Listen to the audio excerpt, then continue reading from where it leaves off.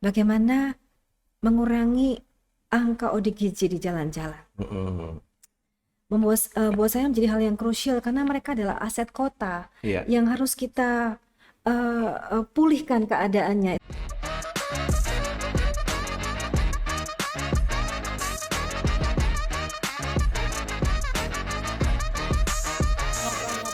Ujuk-ujuk. Selamat pagi, siang, sore, dan malam Sobat Pojok Papat dimanapun berada dan pada waktu apapun. Sobat sekalian menyaksikan program acara kami ini dan saya Bina Biantara saat ini berada di program acara Ngopi. Ngobrol-ngobrol politik di Pojok Papat. Ngobrol-ngobrol, ujuk-ujuk sepakat. Kali ini kita pada episode yang luar biasa sekali, kita kehadiran seorang ibu yang luar biasa yang mencalonkan diri sebagai calon legislatif dari Partai Golkar untuk pemilu yang akan datang. Kita kehadiran Ibu Winarni. Selamat malam Ibu. Selamat malam Pak. Terima kasih kehadirannya luar biasa, tak kenal maka tak sayang ya. Jadi mohon sekarang Ibu bisa memperkenalkan diri kepada masyarakat dan juga Sobat Pojok Papat dimanapun berada. Silakan. Ya, terima kasih Pak. Selamat pagi, siang, sore, malam, sahabat-sahabat Kota Malang. Ujuk-ujuk sepakat tadi katanya. Maka salam dari saya, Winarni. Salam Pojok Papat. Oke, terima kasih Ibu. Nah, Ibu dari Dapil Klojen. Oke, luar biasa. Ibu sudah membulatkan tekad bersemangat untuk maju ya sebagai calon legislatif dari Partai Golkar. Iya Pak. Nah, kira-kira yang mendorong Ibu dan menjadi motivasi itu apa yang bisa disampaikan? Tiba-tiba pengen nangis ceritanya. Loh. Itu biasanya modal wanita. Tetapi saya sampaikan semua dasarnya karena cinta. Kenapa? Saya dilahirkan di Kota Malang. Saya besar di Kota Malang. Saya sekolah di Kota Malang. Saya beribadah di Kota Malang. Saya bekerja di Kota Malang. Tetapi saya belum berkarya apa-apa untuk Kota Malang. Jadi mungkin lewat jalur ini Pak, saya bisa memberikan apa yang saya miliki untuk Kota Malang. Apakah itu kinerja? Apakah itu profesionalisme? Apakah itu kesetiaan? Apakah itu komitmen di bidang yang dipercayakan kepada saya? Khususnya dalam bidang politik. Oke. Jadi itu sebuah kecintaan kepada Kota Malang karena seumur hidup itu sebagian besar ada di Kota Malang. Benar. Jadi kira-kira selama ini Ibu berkiprah di Kota Malang, berinteraksi dengan segala kegiatannya, itu kira-kira khususnya di Dapil Klojen dan juga Kota Malang pada umumnya, itu hal-hal apakah yang benar-benar krusial yang perlu mendapat perhatian dari anggota Dewan, khususnya saat nanti Ibu sudah ada di sana? Terima kasih Pak. Buat saya mengupayakan kesejahteraan kota adalah kewajiban kita sebagai warga kota. Yang menjadi concern saya adalah bagaimana mengurangi angka ODGJ di jalan-jalan. Buat saya menjadi hal yang krusial karena mereka adalah aset kota yang harus kita pulihkan keadaannya. Itu yang pertama. Dan yang kedua adalah bagaimana Kota Malang yang cantik jelita ini tidak lagi terdapat orang-orang di pinggir jalan yang tidak layak lihat. Karena bagaimana kota ini cantik tapi masih ada ODGJ di jalan-jalan. Itu concern saya yang pertama ya Pak. Boleh saya ngomong 3 saja? Silahkan. 10 juga boleh. Oh jangan 3 saja. Nanti kalau kebanyakan. Pertama ODGJ. Bagaimana saya dan kita semua concern kepada menghilangkan ODGJ di Kota Malang dalam bekali mereka dengan hal-hal yang spiritual dan yang berhubungan dengan mental sehingga mereka pun bisa sehat dan pulih dan dikembalikan ke keluarga mereka. Yang kedua adalah ada beberapa pasar basah di Kota Malang yang kalau ke pasar itu saya nggak memilih pasar yang nyaman Pak. Saya memilih pasar yang becek-becek gitu. Salah satunya adalah pasar di daerah Samaan, di daerah Pasar Tawangmangu. Pasar itu masih sering becek. Bagaimana mengubah pasar basah menjadi pasar kering sehingga wisatawan pun doyan, gemar belanja di pasar basah, nggak hanya supermarket, kita untuk meningkatkan pendapatan mereka yang dalam kondisi middle low economy. Yang ketiga Pak, Bagaimana pengelolaan sampah itu bisa dilakukan dengan baik. Rumah tangga mulai memisahkan sampah kering, sampah basah. Sampah daur ulang, sampah yang tidak bisa didaur ulang. Karena itu akan memperindah kecantikan Kota Malang. Karena seringkali saya berangkat kerja atau beraktivitas itu masih saya lihat sampah itu jatuh di jalan bruk gitu. Terlindas kendaraan sehingga menjadi kota yang saya cintai menjadi kotor. Oke. 3 saja, Pak. Berarti 3 hal tersebut yang berhubungan dengan kegiatan hal-hal sosial ya. Iya. Satu lah sampah beneran, satu lagi sampah masyarakat gitu kan. Yang itu nomor 4 dan nomor 5 Berempat ya. ya. Oke. Jadi ini hal yang menarik Ibu. Masalah pertama ODGJ itu hal-hal yang kadang-kadang jadi dilema ya. Di Iya. satu sisi kita prihatin, di satu sisi masyarakat juga takut dengan keberadaan mereka di sekitarnya, dan juga di sisi lain pada saat kita mengajukan untuk rehabilitasi, dana dari pemerintah juga terbatas.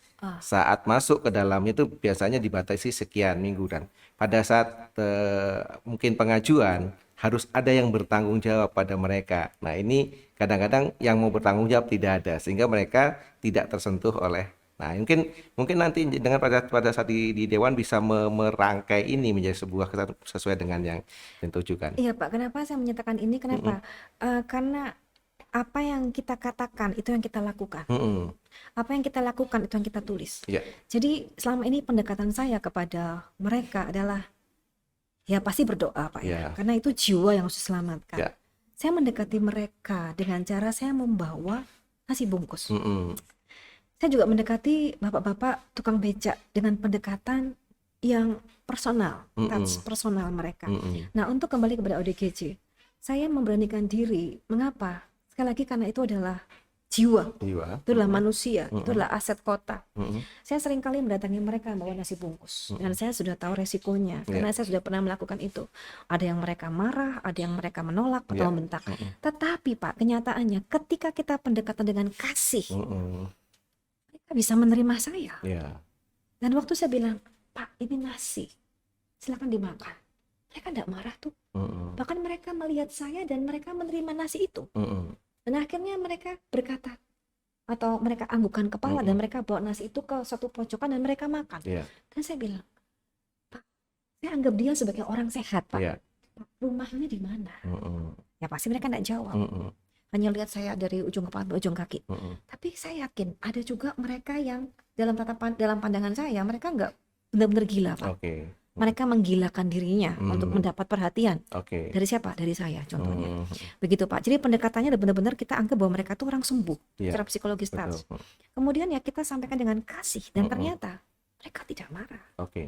Mereka menerima apa yang saya berikan. Dan saya itu ingin saya follow up gitu Pak.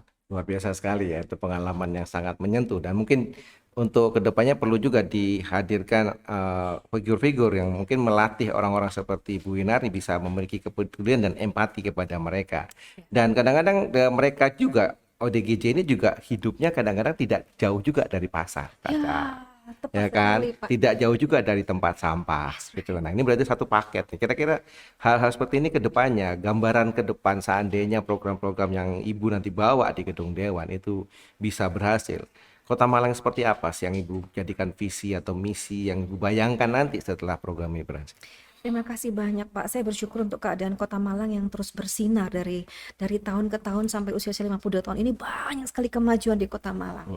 Kalau Bapak tadi bertanya kepada saya tentang hal itu, yang pertama adalah saya harus berani berinvestasi.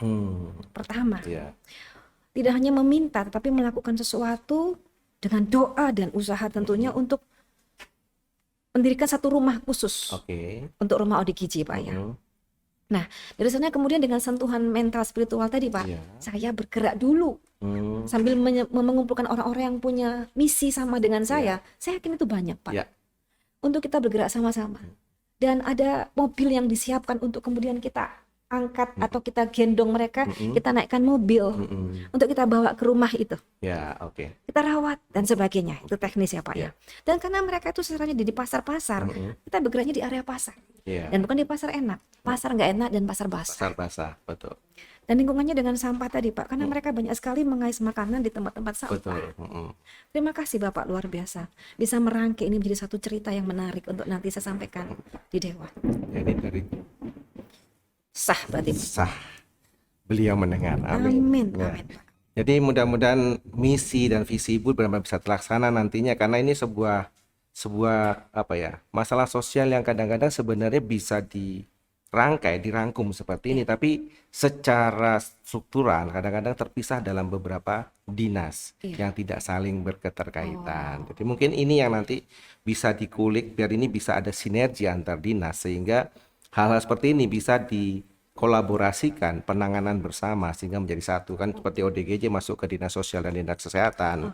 Untuk sampah masyarakat ini, sampah dan pasar itu masuk ke dinas perindustrian Diskopindak gitu kan, sampah di Disperkim gitu kan. Jadi ini 3 dinas yang berbeda. Jadi mungkin ini juga menjadi gambaran pada saat Ibu nanti sebagai anggota dewan bisa merumuskan ini agar eksekutif juga bersinergi, tidak masing-masing departemen berjalan sendiri.